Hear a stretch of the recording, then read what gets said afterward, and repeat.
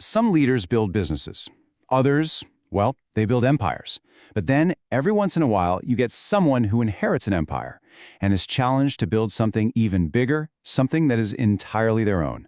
Today, we're diving into the story of Ratan Tata, an architect, not just of buildings, but of a modern industrial dynasty that he built on a foundation of humility, audacity, and incredible vision. And this quote right here, it's pretty much the key to understanding the whole man. This isn't just some clever line, it's a whole philosophy. It's about action over endless analysis, it's about courage over caution, and honestly, this is the exact mindset that allowed him to take these massive, massive risks that would either define his legacy or completely destroy it. Think about it. When you inherit a name like Tata, it's both the greatest head start you could possibly imagine, and, at the same time, the heaviest burden. It opens every single door for you, but it also means every single eye is on you, just waiting to see if you're actually worthy of it. And the person he was following, a true giant of Indian industry. J.R.D. Tata wasn't just his predecessor, he was a living legend who'd been at the helm for half a century. As Ratan Tata himself put it, he had to fill very large shoes. The pressure was just immense. And that weight of history, it goes back even further. The legacy didn't just start with J.R.D. It began with Jamsetji Tata, a visionary who's known as the father of Indian industry. So this was the dynasty, the empire, that Ratan was now expected to lead into the modern world. And this is the crucial point here. This was no coronation. It wasn't a simple handover. The old guard, the powerful people within the Tata Group, they were skeptical.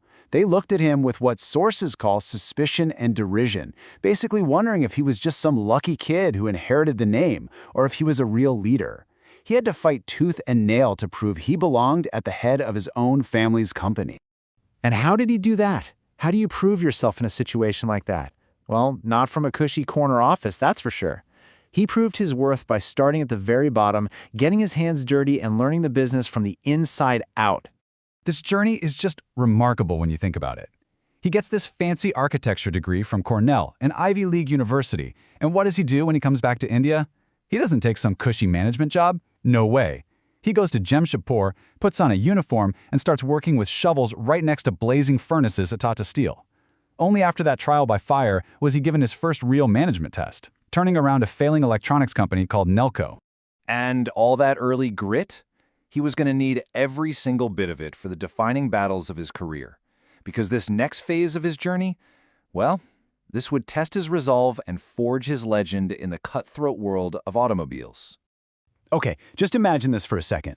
You pour your heart, your soul, everything you have into a dream project, creating India's very first passenger car designed and built at home. You launch it in 1999, and it's a total flop.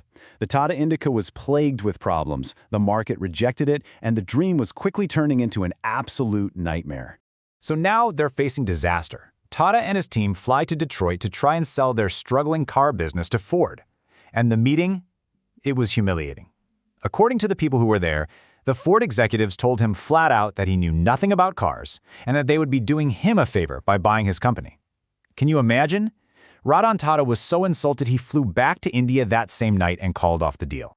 But here's the thing. He didn't get angry. He didn't get bitter. He got to work. He poured everything into turning Tata Motors around. He fixed the Indica, launched a new version, and it became a huge success. And then, 9 years later, the tables turned in the most spectacular way possible.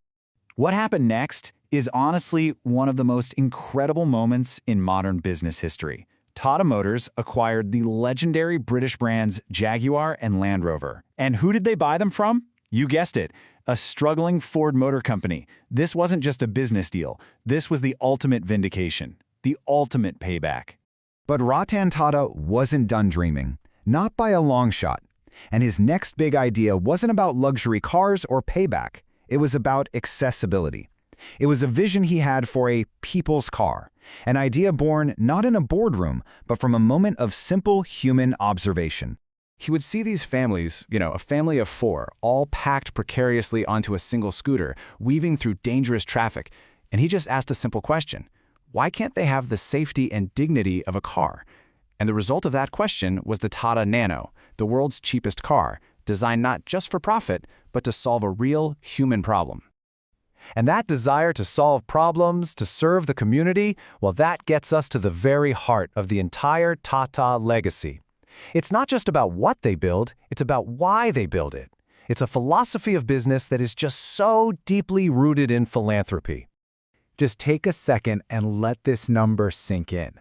Not 6%, 66%. 2/3 of the profits from the parent company don't go to some rich shareholders. They go into charitable trusts that fund everything from education to healthcare all across India.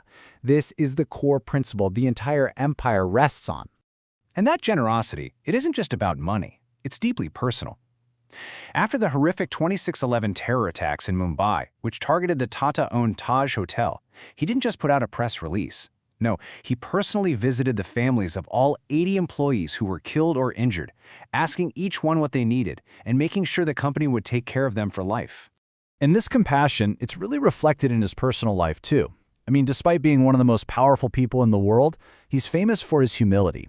He often drives his own car to work, he travels without a massive entourage, and he lives a pretty simple, quiet life. Oh, and on top of all that, he's also a skilled pilot who has even co-piloted an F-16 fighter jet.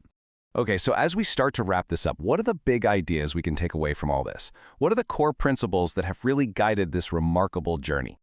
Well, his whole philosophy really seems to boil down to resilience and integrity. He chased the vision for a people's car, not just the money. He took the stones Ford threw at him and used them as fuel to build a monument. He always stood up for what he believed was right, even when it was hard. And through it all, he embraced the struggle. Because as he says, the ups and downs are proof that you're alive and fighting. A straight line, after all, means you're not. And all of this really leaves us with a pretty powerful question to think about, doesn't it? Ratan Tata's story proves that massive success doesn't have to come at the cost of your values. In a world that so often measures success in dollars and cents alone, his legacy suggests there's a different way, a metric based on vision, on resilience, and on a profound sense of empathy for the people you serve.